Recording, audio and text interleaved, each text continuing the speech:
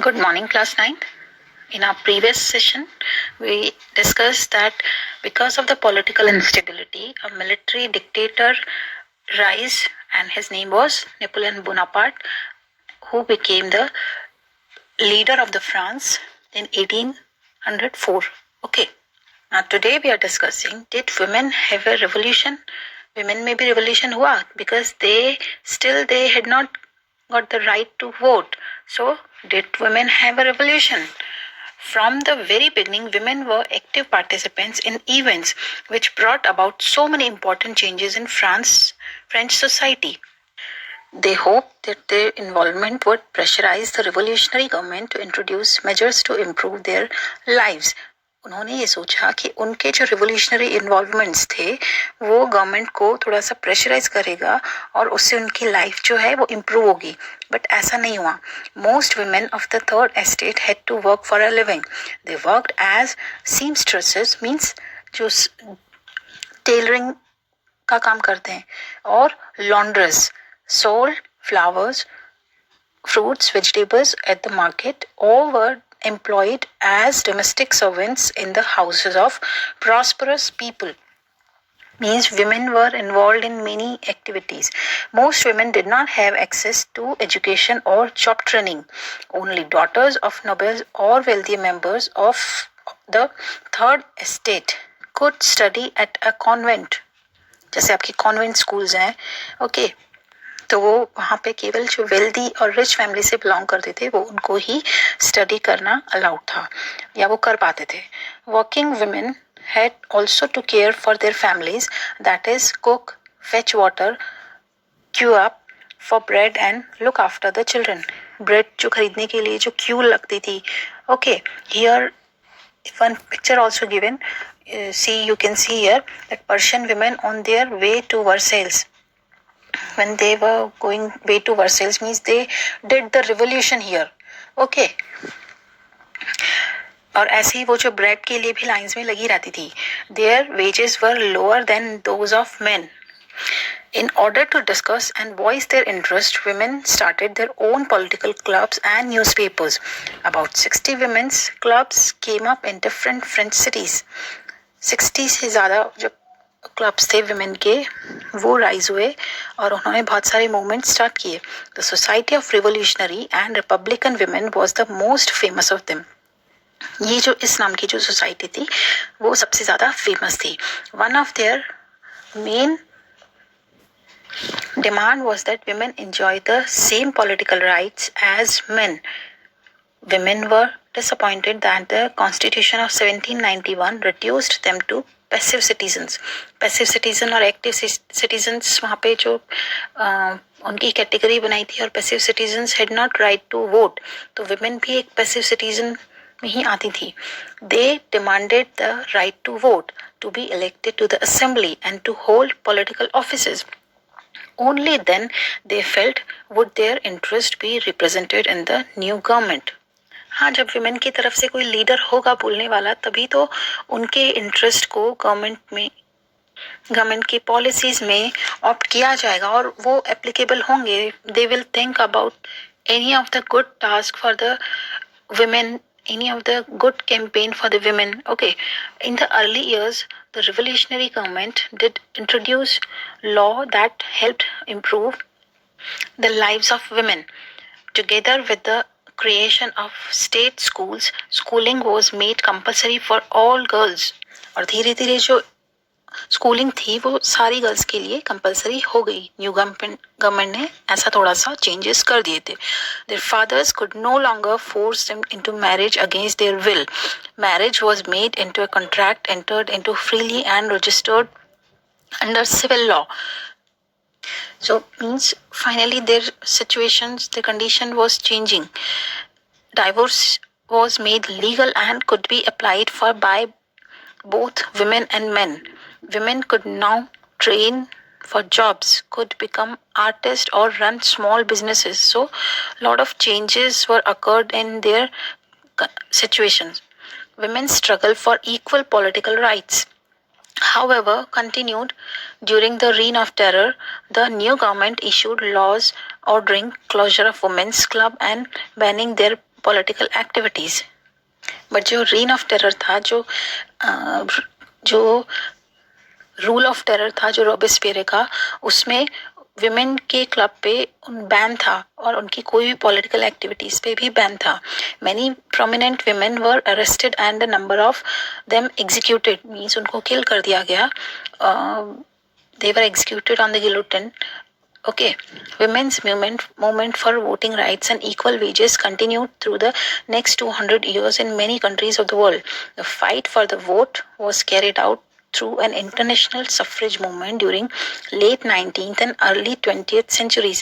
Suffrage movement, actually the movement for women, in which it was demanded to vote for women. Okay, right to vote they demanded. And finally 1946 that women in France won the right to vote.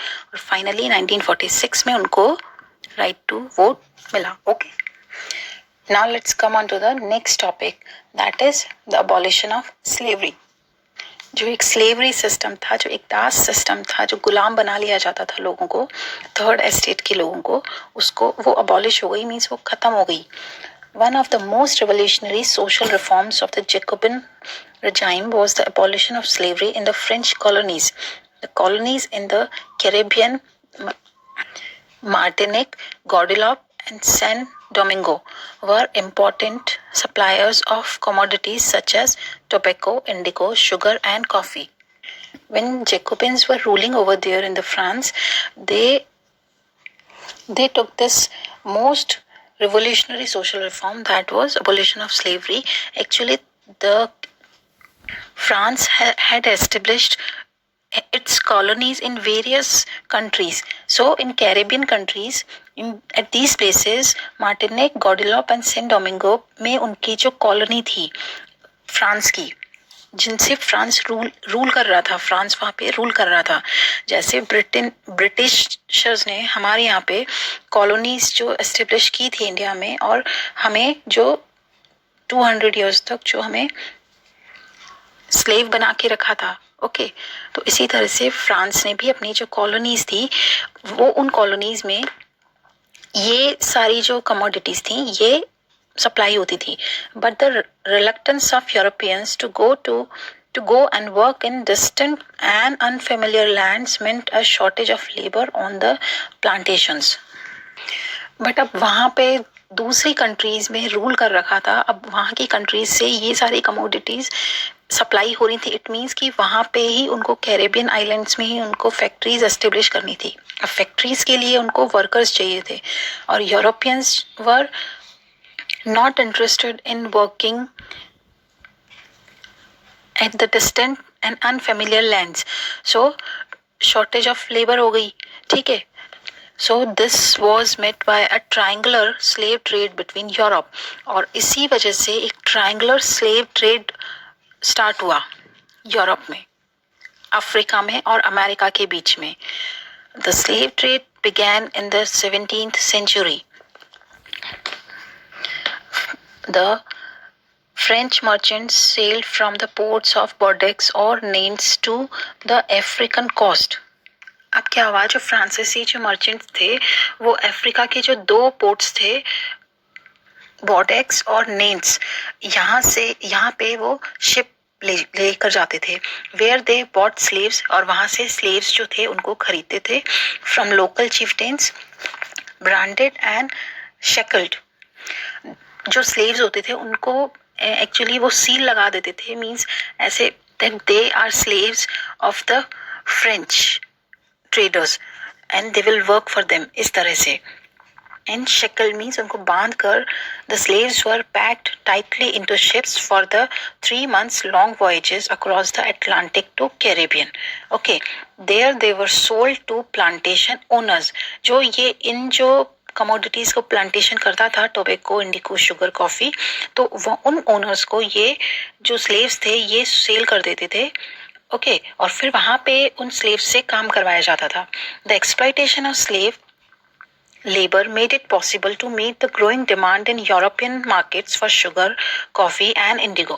और इस slave trade के basis पे ही जो Europeans थे वो दूसरे market से जो कॉफ़ी, शुगर और जो इंडिगो की जो डिमांड आ रही थी उसको ये सप्लाई कर पा रहे थे. Port cities like Bordeaux and Nantes owned their economic prosperity to the flourishing slave trade. और ये जो दोनों जो पोर्ट्स थे बॉर्डेक्स और नेन्स, ये इसी कारण से बहुत ही ज़्यादा इकोनॉमिक प्रॉस्पेरिटी पे फ्लरिश हो पाए. बट आगे चल के क्या हुआ कि ये जो स्लेवरी सिस्टम था 1794 में जो कन्वेंशन, जो एक असेंबली बनी थी, उसने ये स्लेवरी वाला जो सिस्टम है इसको अबॉलिश कर दिया था. But after 10 years of that 1794 again Napoleon started this system. And जो प्लांटेशन ओनर्स थे वो नीग्रोस को वो स्लेव्स बनाने लग गए. बट फाइनली 1848 में जो स्लेवरी थी वो completely it was abolished from France. Okay.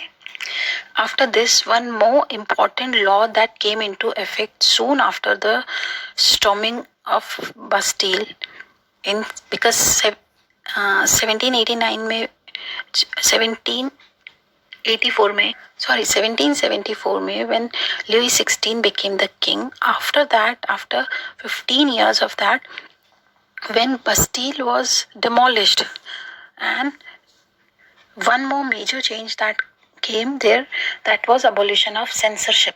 Now censorship क्या होता है? That books, newspapers, plays, songs, news channels, all were banned there.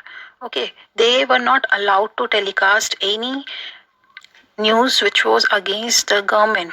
So ये censorship जो थी ये abolish हो गई, ये finish हो गई. Okay, and now the Declaration of Rights of Man and Citizen proclaimed freedom of speech and expression to be a natural right, and all these rights were considered very natural rights. And now people were free to describe and discuss the events and changes taking place in France. And freedom of press also meant that opposing views of events could be expressed. So that finally that revolution changed the everyday life of Franciscans, and not only the Franciscans but other countries also were affected by this revolution. And here one more conclusion is given that in 1804 Napoleon Bonaparte, he himself crowned as the Emperor of France, but as he wanted to conquer neighboring European countries and continuously he was disposing dynasties, means जो दूसरी dynasties थी उनको ख़त्म कर रहा था और वहाँ पे वो अपनी फैमिली मेम्बर्स को वो किंगडम दे रहा था. And but finally in 1815 he was defeated at the War of Waterloo. Okay, Waterloo एक place है जहाँ पे कि war में वो defeat हो गया, and thus Napoleon left from there. But as Napoleon introduced many changes in French society, like he introduced many laws such as protection of private property and a uniform system of weights and measures provided by the decimal system. So these all ideas had an impact on the people long after Napoleon left. And the French Revolution का सबसे जो important legacy है, legacy means important, जो उसकी जो then हम कह सकते हैं, that ideas of liberty and democratic rights. Okay, so here your chapter ends.